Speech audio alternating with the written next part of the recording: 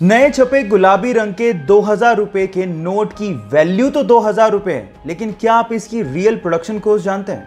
अगर आप भी ये सोचते हैं कि 2000 रुपए के नोट की प्रोडक्शन कॉस्ट भी 2000 रुपए है, तो आप गलत सोच रहे हैं। एक्चुअली एक 2000 रुपए के नोट की रियल प्रोडक्शन कॉस्ट मात्र 3 रुपए 54 पैसे है।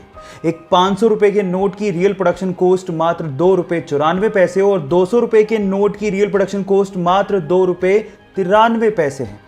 इतनी कम प्रोडक्शन कॉस्ट लेकिन वैल्यू इतनी ज्यादा, ये कैसे हो सकता है?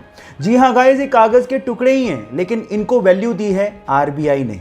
ये कॉन्सेप्ट ये जाहिर करता है कि किसी भी चीज का दाम एक फिक्टिशियस कॉन्सेप्ट है जो कि हमारे सिर्फ दिमाग में एग्जिस्ट करता है।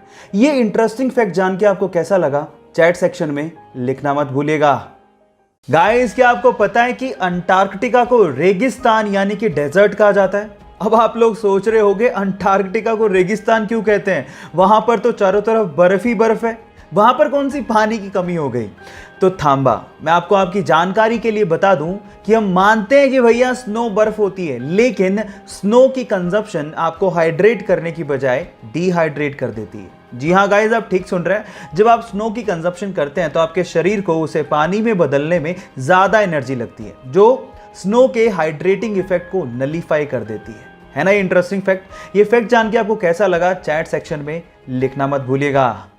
नेशनल ज्योग्राफी ने एक बार एक पिक्चर शेयर करी और उस पिक्चर में एक जेलीफिश के अंदर एक फिश, रियल फिश दिखाई दे रही है। और ये पिक्चर एक्चुअली एक ऑस्ट्रेलियन फोटोग्राफर ने खींची थी। अच्छे से जांच करने पर पता लगा कि जेलीफिश ने उस फिश को खाया नहीं था, बल्कि वो फिश अपनी मर्जी से जेलीफिश के अंदर गई थी। जी हाँ, अक्सर अमूमन समंदर के अंदर फिश ऐसा करती हैं, वो जेलीफिश के अंदर जाती हैं अपने आप को प्रोटेक्ट करने के लिए, ताकि प्रेडेटर्स उन्हें खा नहीं लें। है ना ये अमेजिंग?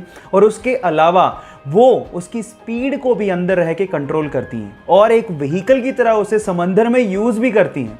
ये तो बहुत ही अमेजिंग नज़ारा है और ये पहली बार नेशनल ज्योग्राफी ने दिखाया था। ये इंटरेस्टिंग फैक्ट जान के आपको कैसा लगा, चैट सेक्शन में लिखना मत भूलिएगा। गाइज, आप लोगों ने लाइफ इंश्योरेंस, हेल्थ इंश्योरेंस और ऐसी बहुत सारी इंश्योरेंस पॉलिसीज के बारे में सुना होगा। जब आपको इन चीज़ों में नुकसान हो जाए तो आप कंपनी से क्लेम कर सकते हैं और वो आपको बदले में पैसा देती है। लेकिन क्या हो अगर कोई एलियन आपको नुकसान पहुंचा दे? क्या इसके लिए कोई इंश्योरेंस पॉलिसी के बारे में आपने कभी सुना है? शायद कभी नहीं सुना होगा, लेकिन यूएस के फ्लोरिडा में एक एजेंसी ऐसी है जो एलियन एब्डक्शन पॉलिसी प्रोवाइड करती है, और वो भी मात्र $20 में। इसका मतलब यह है कि अगर कोई एलियन आपको किडनैप करके ले जाए तो आपकी लाइफ इंश्योर्ड होगी।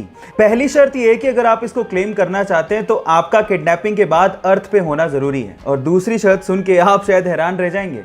इसको क्लेम करने के लिए आपको जिस एलियन ने किडनैप किया है उसका सिग्नेचर आपके पास होना बहुत ज्यादा जरूरी है। अगर इंडिया में कोई ये पॉलिसी बेच रहा होता तो लोग जरूर पूछते कि मेरे माथे पे कुछ लिखा है क्या। खैर, आपको ये फैक्ट जान के कैसा लगा, चैट सेक्शन में लिखना मत भूलिएगा।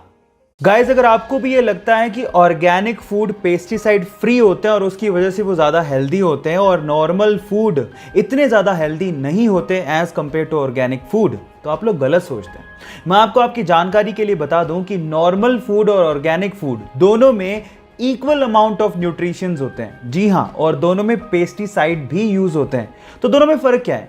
दोनों में फर्क सिर्फ इतना है कि ऑर्गेनिक फूड में जो पेस्टिसाइड यूज किया जाता है वो नेचुरल होता है, ह्यूमन मेड नहीं होता। इनफैक्ट अगर आप नॉर्मल सब्जियों को भी उतनी शिद्दत से धो के पका के खाओगे तो वो उतने ही हेल्दी होते हैं जितने की ऑर्गेनिक फूड होते हैं। सो ये इंटरेस्टिंग फैक्ट जान के आपको कैसा लगा, चैट सेक्शन में लिखना मत भूलिएगा।